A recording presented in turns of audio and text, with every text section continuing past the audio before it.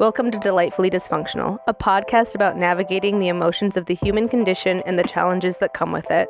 I'm Kaylani Persian Mason, a psychotherapist and life coach with James Timmons, an ever-curious human. This is not a replacement for mental health therapy. Please seek out mental health care if that's what you're needing. This is an opportunity for self-healers to dive deep and understand more about themselves.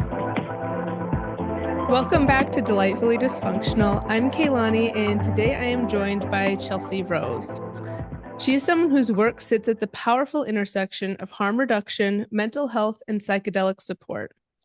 She is a licensed therapist with a master's in integral counseling psychology from the California Institute of Integral Studies, and she's been working with the Zendo Project since 2013, providing peer support at festivals and events around the world. Chelsea brings deep insight into how we can transform challenging experiences into opportunities for healing and growth.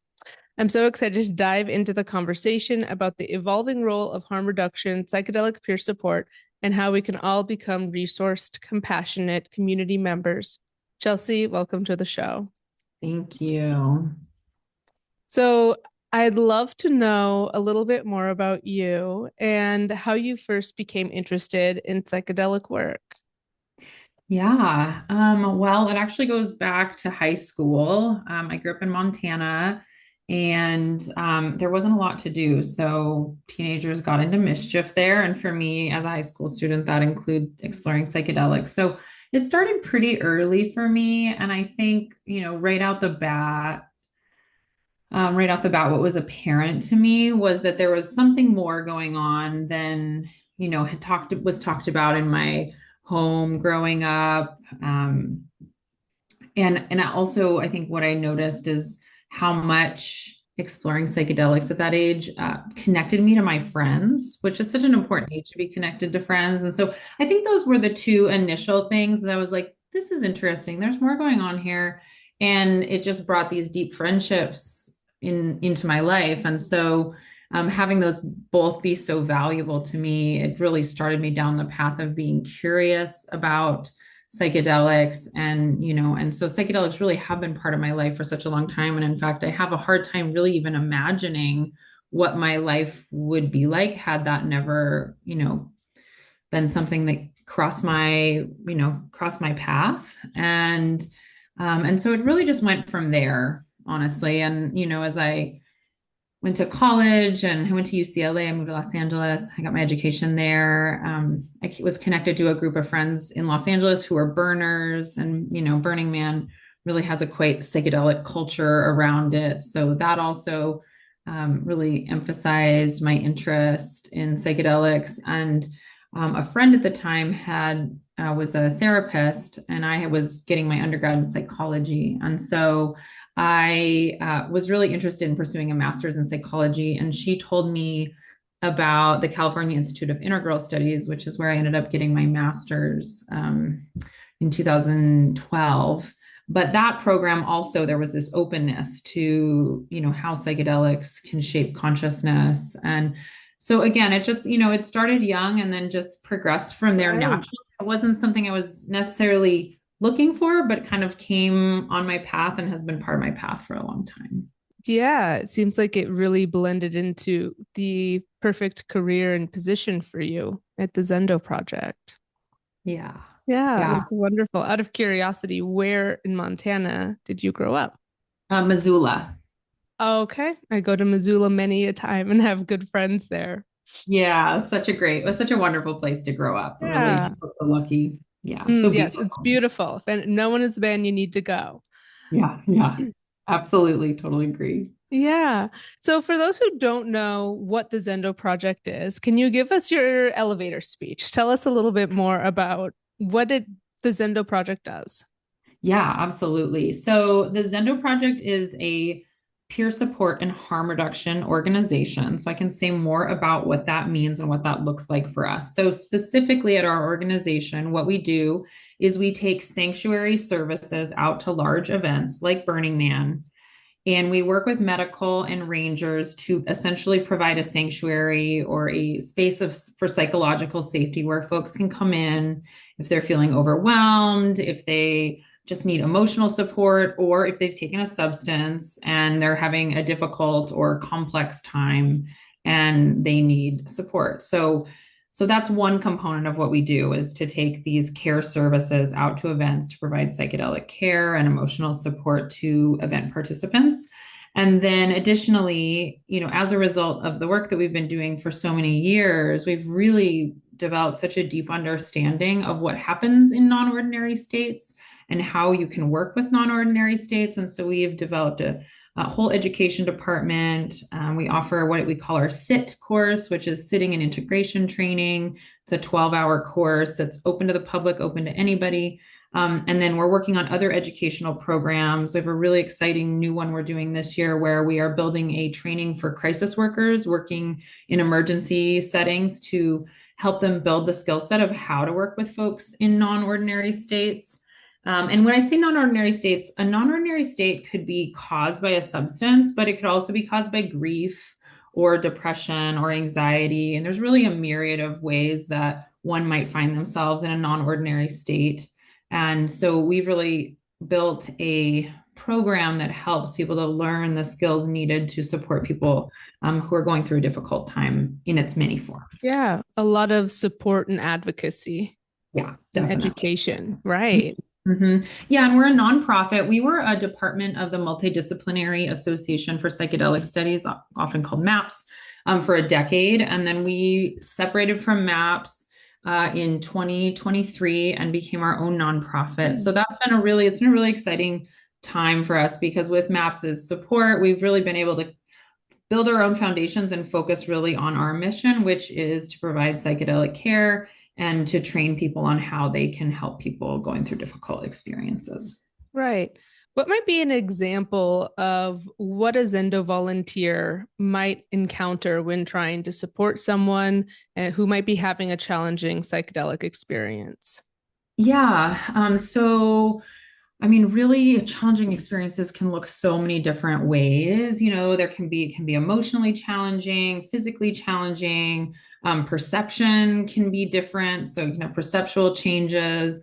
Some challenges are cognitive or psychological. And then, of course, some of them can be spiritual challenges as well. So, and they can show up with a lot of different presentations. Some of the more complex presentations we see might be looping. So looping is where someone keeps either repeating the same motion or phrase as they're moving through an experience. They're just saying the same phrase or having a similar movement. And, that can be rather alarming to friends who've never seen anything like that, or to somebody who's in that state. But actually, it's very common with psychedelics. And so it's nice that we can provide a space where we can let people know, like, this will pass. So that's an example. Sometimes we see paranoia or mistrust. Some people have psychosomatic pain. Sometimes people get agitated and feel aggressive. Sometimes people just want to run or move their bodies in big ways. Some people have thoughts of grandiosity.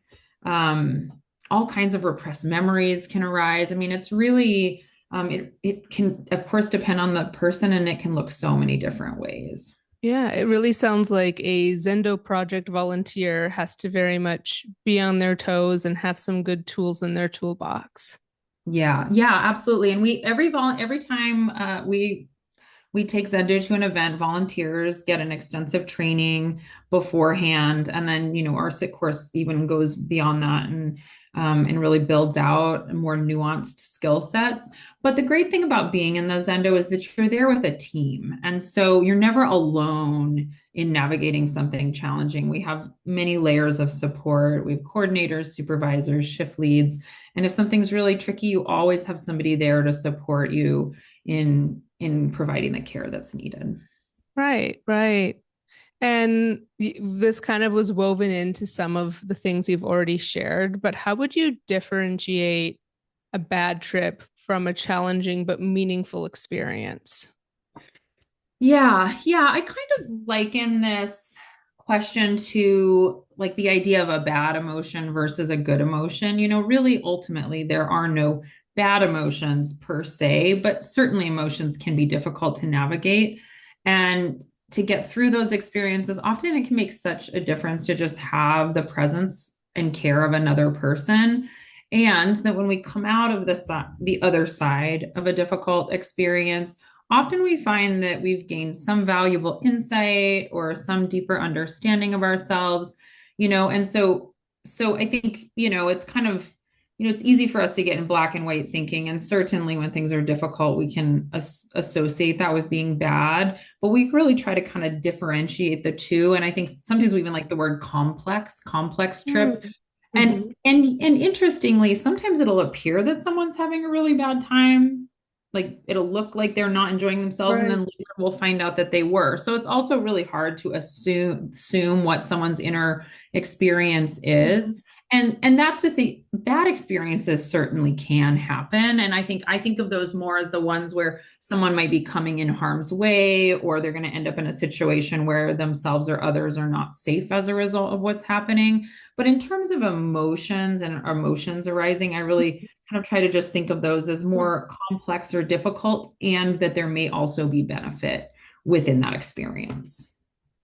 Right. And so, like, exactly, there are no bad emotions, there's pleasant and unpleasant. Yeah. Right. So, Yeah. bad would be more associated with this idea of in harm's way, like perception and some of these um, aspects of an altered state are getting in the way of safety in some Yeah. way. Okay. Exactly. Right. Exactly. Wonderful. Thank you for that clarification. And when it comes to, I don't know, there's like, as you're saying, like making meaning of experiences that also includes oftentimes spiritual insights that can come out of a psychedelic state. What Yeah. are some examples that people that you've helped or that the Zendo Project as a whole really notices when it comes to those spiritual insights that come up? Yeah. Yeah. I mean, gosh, it feels like there could be so many. And I think it really depends on someone's own life experience and the perspective and the context that they bring to exploring non-ordinary states. So, again, very personal. And I think there could be, infinite amount of what those insights could look like. Mm-hmm. A few that just kind of pop to mind when I think about it is, really finding meaning in life struggle. I often think that's one of the pieces that can be so supportive with psychedelic use, safe psychedelic use, is that it gives you the opportunity to see that even when something's a struggle, there can be an opportunity to Right. connect it to deeper meaning about life. Mm-hmm. Um, Another one is I've heard often is that, if people connect with the idea that the answers they're looking for are inside of them. Mm. So rather than looking outside, Trust in they self. turn in toward their experience. Often people will have realizations about things being, I mean, I think I even said this early on, like there's more going on than Mm. I maybe perceive in my day-to-day reality, but that kind of helps to see how Right. interconnected and how, Kind of a humbling experience and yeah, a how, sense of mhm. interconnection, like you're saying. Yeah. Yeah, we're woven together with the world around us. Sometimes you get a view of parts of yourselves, you witness yourself, and different parts of yourselves interacting, and that can help to build a deeper understanding of, what's going on beneath the surface and what's happening in our consciousness. So those are just a few examples. Yeah. Thank you.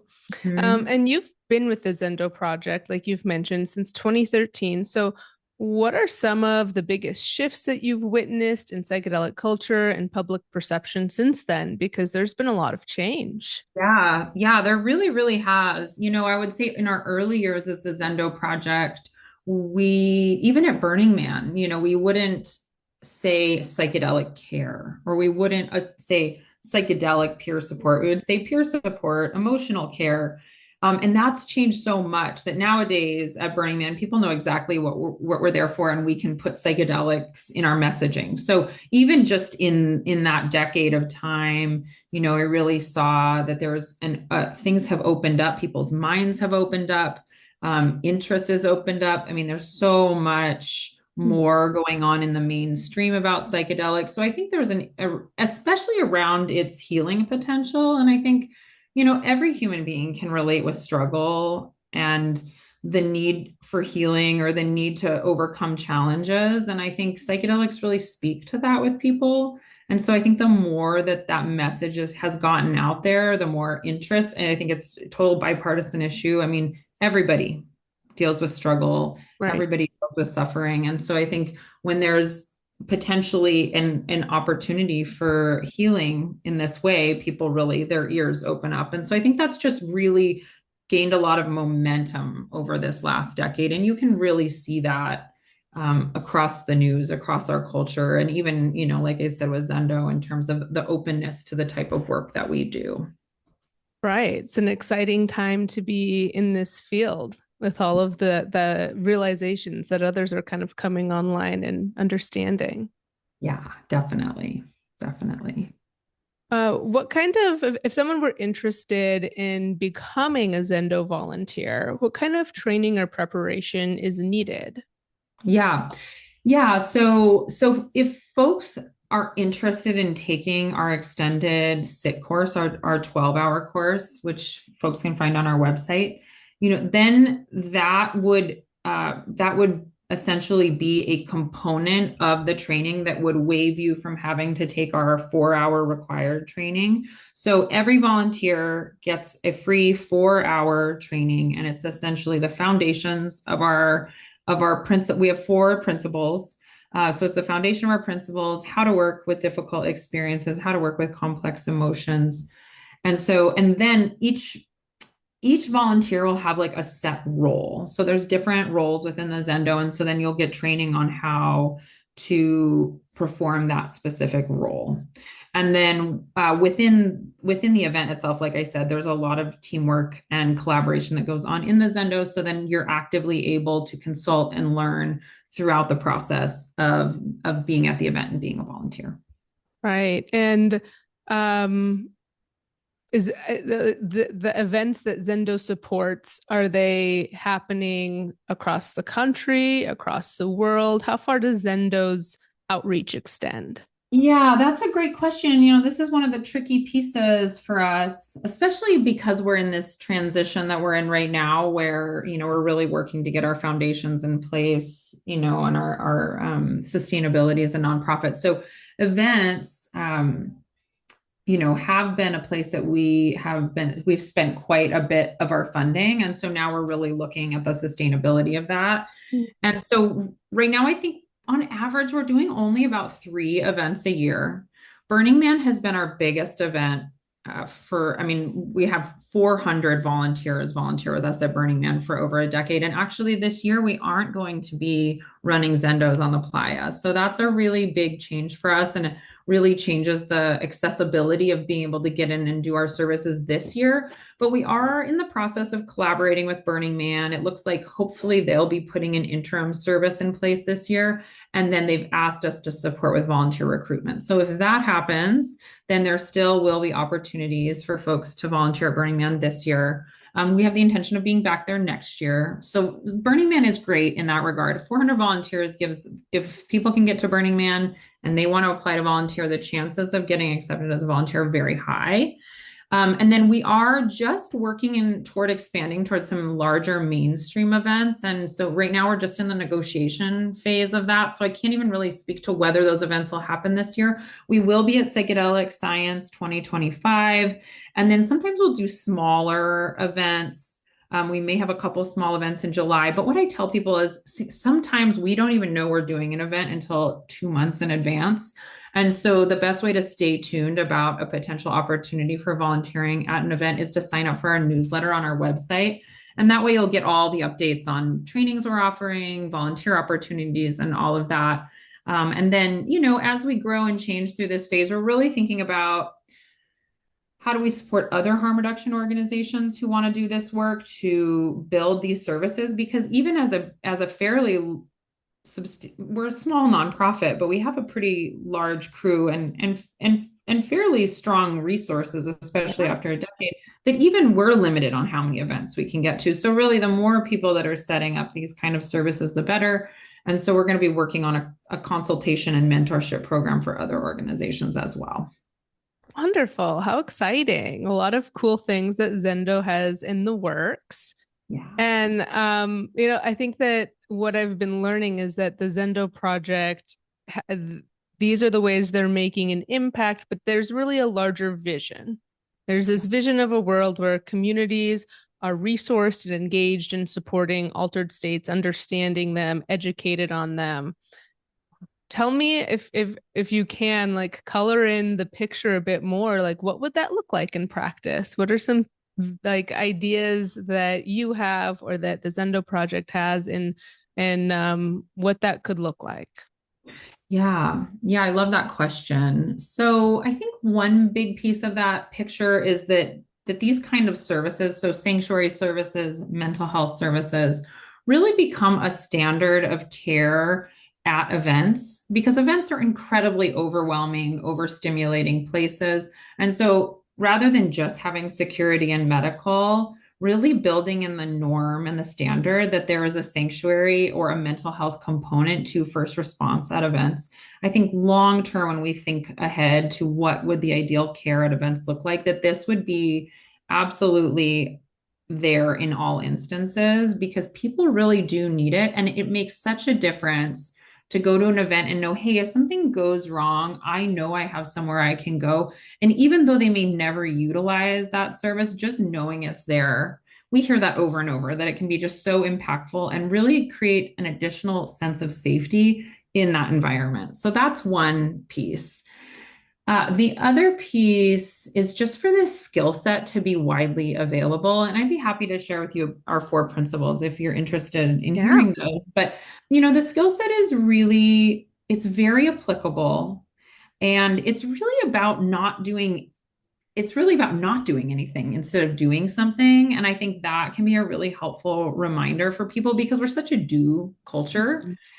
And the other thing that so just that skill set is just widely available. I mean, we as friends need to support one another in our families and in our communities. And so the more that people feel confident to just show up and hold space for folks, I just think that it builds a community web of support that I think can spread so much further than we realize. And then the last piece, the piece I'm really excited about this next year is essentially we are taking our training and we're, like I said, going into community-based mental health organizations, crisis response teams, and teaching them our model of care because those are the teams that are in the mainstream systems that are supporting people in crisis. And often in those environments, I have my background, I'm a therapist, and a lot of my training was in crisis response while I was getting my license, you know, about,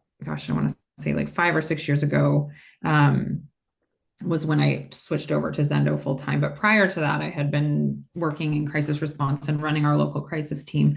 And you really see like that, you know, even if you have the clinical skills, and a lot of these Mm-hmm. positions don't even require the clinical skills, Mm, people don't always know how to just show up. You know, it's like we know how to assess, we right. know how to see if somebody can meet their basic needs. You know, we learn these hard skills, but often we don't learn the soft skills of what do you do if a friend comes in who's just had a loss in their life? You know, Right. how do you show up and be present Mm, for somebody and provide them that support? And the difference that can make when you're in a hard place and you have somebody there who's present and cares, mm, it's massive, you know? And so yeah. I'm really excited about this training component. It's kind of like taking what psychedelics have taught us and bringing it back into mainstream mental health and allowing those skills to really support community-based care. So, That's yeah. beautiful. Yeah, it's really supporting just a softening for humanity, Yeah. right? Like kind of compassionate care skills. Yeah. Yeah. I mean, they're Yeah. just so useful in our everyday lives. And I think so there's just for that to be more of a widely available skill set, I think really can make a big difference. Yeah. Oh, I don't know. I got chills. It's very exciting. I want to know just like personally as well, what is one grounding tool or practice that you use when you're overwhelmed? Because these are also some of the things that are sprinkled into the education that Zendo provides. But for you personally, what's your go-to? Yeah, that's a great question. I have a few. I mean, I think one for me is just to pause. because I'm such a fixer, which is funny, right? Because I've been around this skill of, maybe we don't need to fix, maybe we just pause and just be. And so that's something I'm always working on and noticing. And so I think that would be number one is just to pause and just allow my feelings to be there and just notice. And sometimes even just a few minutes of that with some deep breaths can kind of break down that initial overwhelm and that initial tension that I feel in my body. Um, I love water. So sometimes I'll do something simple like run my hands under warm water, Mm. or I'll just notice my feet on the ground. A lot of the skills we teach is just cultivating presence, right? So Right. what's happening with me at this moment? What am I noticing about my own sensations in my body? What am I noticing about my thoughts at this moment? And so taking the time and the space to just notice. Right. And then with that, then I can act, then I Mhm. can decide what I'm going to do rather than just responding automatically. I think that's probably the skill set that has been the most valuable to me. Right. Knowing when to take a mindful pause, a mindful moment. Yeah. Yeah. And what book? This is a question I've been thinking. Oh, I want to ask everyone. So you're my first one. I've decided I'm going to ask everyone else, though. What book or teacher has deeply shaped your worldview? Oh, you know what? Anne Shulgin is has been such an inspiration to me. Her and Sasha Shulgin wrote PCAL and TCAL. PCAL, it's called A Chemical Love Story, and I don't know if are you familiar? I am, but I've not read it yet. So you can keep Oh, it's telling me. so Yeah. good. It's so good. Yeah. So the first book it's a story of, the different compounds that Sasha made as a chemist in his lab. And then they had a small group of friends who would take them and try them out together and then document it. And so part of the book is about like the actual compounds that he made. And then part of the book is called A Chemical Love Story. And it's the story of him and his wife and their group of friends and how they navigated this time period where they were exploring these substances, and just the impact it had on their lives and their community. And I don't know, something about that really resonates with me. I think it's because I'm such a community oriented person Mm, that it really gave me a view of what community can be like and what a supportive network of friends can do in exploration of self. So mm. I love that book. Yeah, I love it. Thank you for sharing Really your good. thoughts. It's a This, thick one. Okay, be yeah, prepared. yeah, Maybe it's an audible. Maybe it's an audio listen. yeah. And half of it is just like, like recipes. So it's really the story part that I love so much. Yeah. Oh, thank you for sharing. Well, I so appreciate your time, Chelsea. Thank you for sharing more about your own journey as well as like the path that the Zendo project has been on and all the things that Zendo stands for and supports. It's been a joy and so lovely to get to know you and the Zendo project. Yeah, thank you so much for having us here. And I appreciate your interest and curiosity about what we're up to. And yeah, I look forward to connecting down the road. All right. Thank you so much. And if people want to learn more, they can go to the zendoproject.org or Or, com. Org. Okay, Mhm. wonderful. The zendoproject.org. Check it out, learn more. And once again, thank you so much, Chelsea. And we will see all of you delightful humans in the next episode of Delightfully Dysfunctional. Bye bye.